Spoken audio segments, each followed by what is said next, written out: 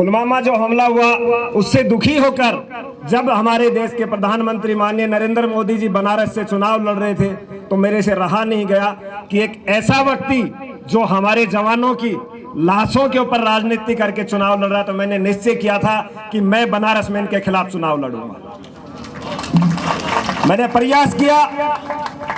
जब इसे लगा कि अब आपके सामने एक सच्चा सैनिक है, ये चौकीदार बन के फिर रहे, जब इनको लगा कि अब असली देश का चौकीदार आपके सामने आया है, तो धोखेधड़ी से उन्होंने मेरा पर्चा खारिज करा दिया। अगर दी हुए मुझे चुनाव लड़ने देते तो शायद आज वो सत्ता में ना होते। गोदी मीडिया का एक चैनल के माध्यम से आप लोगों को जानकारी को जो खुलासा भी हो गया कि पुलवामा हमला किस प्रकार से हुआ। इसी मामले को लेकर पुलवामा जो हमला हुआ उससे दुखी होकर जब हमारे देश के प्रधानमंत्री माननीय नरेंद्र मोदी जी बनारस से चुनाव लड़ रहे थे तो मेरे से रहा नहीं गया कि एक ऐसा व्यक्ति जो हमारे जवानों की लाशों के ऊपर राजनीति करके चुनाव लड़ रहा, तो मैंने निश्चय किया था कि मैं बनारस में इनके खिलाफ चुनाव लड़ूंगा। मैंने प्रयास किया। जब इसे लगा कि अब आपके सामने एक सच्चा सैनिक है, ये चौकीदार बन के फिर रहे, जब इनको लगा कि अब असली देश का चौकीदार आपके सामने आया है, तो धोखेधड़ी से उन्होंने मेरा पर्चा खारिज करा दिया। अगर दी हुए मुझे चुनाव लड़ने देते तो शायद आज वो सत्ता में ना होते।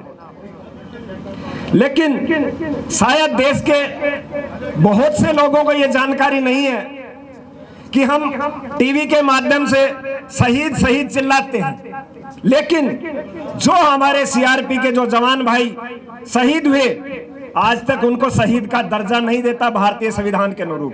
भारतीय कानून उसको शहीद का दर्जा नहीं देता। यहां तक कि उसे पेंशन का अधिकार भी नहीं है। जो नेता सत्ता में बैठे हैं, कोई साल के लिए 2 साल के लिए उनकी आजीवन पेंशन, लेकिन दुर्भाग्य जो नरेंद्र मोदी के चारों तरफ उसकी सुरक्षा कर रहा है, जो अमित शाह गृह मंत्री उसकी सुरक्षा कर रहा है, उनको पेंशन तक नहीं है। ये देश का बड़ा दुर्भाग्य। आज बात किसानों की जब आई है तो मैं इस सरकार को यहां से सीधी चेतावनी देना चाहता हूं। नरेंद्र मोदी सरकार, कान खोल के सुन ले, ये वही किसान है जो अंग्रेज दूसरे देश के थे, इतने साल से राज कर रहे थे, उनको भी नाको चने समा दिए थे। आप तो हमारे अपने हो। हमें समय नहीं लगेगा यहां से आपकी सत्ता को उखाड़ने में, लेकिन आपको मौका दिया जा रहा है कि आप समय रहते सुधर जाएं, बेहतर रहेगा, वरना वो दिन दूर नहीं है। इन पिताओं ने अपने बच्चों को एक आवाज दे दिया तो आपके लिए छुपाने के लिए जगह भी नहीं मिलेगी। लेकिन हम इस देश के प्रति इतने, हमारे किसान को ये सच है, देश के प्रति इतनी वफादार है, वो आज भी ये कहता है कि बेटा अपनी लड़ाई मैं लड़ूंगा, तू अपने तिरंगे के मान सम्मान के लिए सेना को देख, अपने देश की सीमाओं को देखेगा।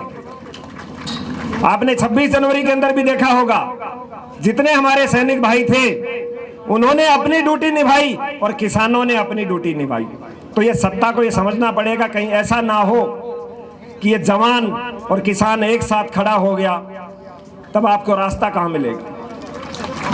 अभी तो पूरे सैनिक हैं, सबके परिवार से कोई न कोई सेना में है, लेकिन दुर्भाग्य कि जो कौम, जिस कौम ने, मैं बुरे गर्व से कहता हूं क्योंकि मेरे खुद के दादाजी ईश्वर सिंह आजाद हिंद फौज थे, उन्होंने किस्से जो सुनाए थे, जिस कौम ने इस देश को आजाद कराया गया, अरे बेशर्मो तुमने उनको खालिस्तानी कहा, बड़े शर्म की बात है।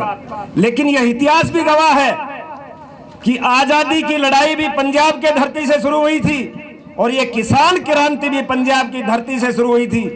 तो यह भी निश्चित है कि पहले हमने भगाया था गोरों को, अब भगाएंगे इन चोरों को, यह भी निश्चित है। पढ़ लेके आए।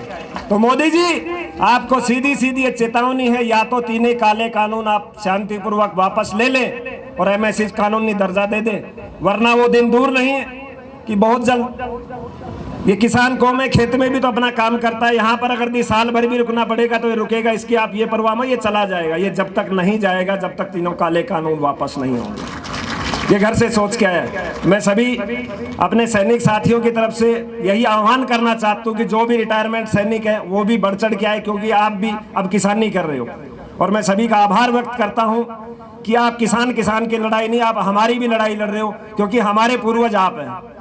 आपकी लड़ाई में हम हर समय आपके साथ हैं। जय हिंद, जय जवान, जय किसान।